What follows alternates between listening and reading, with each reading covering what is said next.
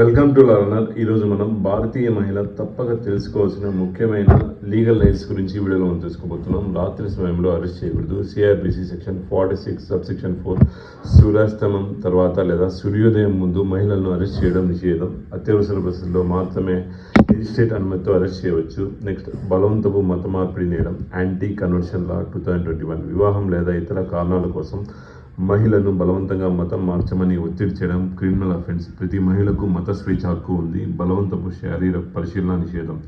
CrPC section 160, 164A. పురుష police officer మహిళలను శారీరకంగా పరిశీలించకూడదు. అలాంటి సందర్భంలో మహిళా పోలీస్ ఆఫీసర్ మాత్రమే పరిశీలించాలి. దాడి జరిగినప్పుడు ఉచిత వైద్య సహాయం. CrPC section 164A. లైంగిక దాడి ఎదుర్కొన్న మహిళకు ఉచిత మరియు తక్షణ వైద్య సేవలు ఇవ్వడం ఆసుపత్రి యొక్క బాధ్యత. ఏ హాస్పిటల్లో కూడా సాయం చేయడానికి నిరాకరించకూడదు.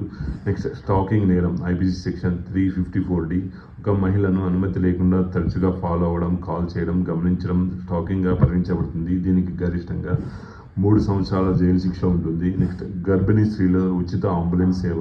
గర్భిణీ స్త్రీలు డెలివరీ కోసం ఆసుపత్రి చేయడానికి ఉచిత అంబులెన్స్ సౌకర్యం పొందవచ్చు. ఇది మాతృ ఆరోగ్య హక్కులోని భాగం.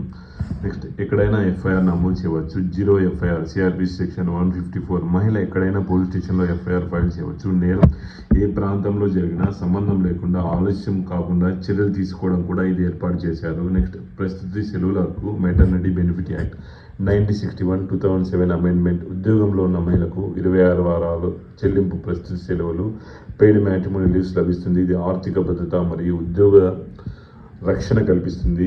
అవివాహిత మహిళ కూడా దత్తత తీసుకోవచ్చు.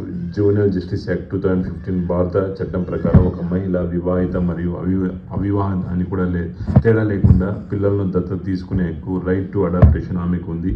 అంటే అవివాహిత మహిళ కూడా తల్లితనాన్ని అనుభవించే హక్కు కలిగి ఉంటుంది. ఇది సమాజపు పరిమితులను చెరిపివేసి ముందడుగు. మహిళ స్వతంత్రపు బలమైన చట్టపరమైన గుర్తింపు, సమాన వారసత్వ హక్కు. Hindu succession act 1956 amendment 2005. 2005లో జరిగిన సవరణ తర్వాత కూతులకు కూడా కుమారులాగే కుటుంబ ఆస్తిపై సమాన హక్కు కల్పించబడింది. అంటే కూతురు కూడా వారసురాలే, ఆమెకు ఆస్తిపై సమాన హక్కు ఉంటుంది. వారసత్వ హక్కు మరియు ఆర్థిక భద్రత ఉంటాయి. ఇది కుటుంబంలో లింగ సమానత్వాన్ని బలపరిచే చట్టం. సారాంశం ఇది: ప్రతి మహిళ తన హక్కులను తెలుసుకోవాలి. ఎందుకంటే హక్కులు తెలుసుకోవడం అంటే రక్షణ పొందడమే. ఈ వీడియో మీకు ఇన్ఫర్మేటివ్గా అనిపిస్తే లైక్ చేయండి, షేర్ చేయండి. ఇంకా నా ఛానల్ని సబ్స్క్రైబ్ చేయకపోతే సబ్స్క్రైబ్ చేయండి. Thank you for watching video. జై హింద్.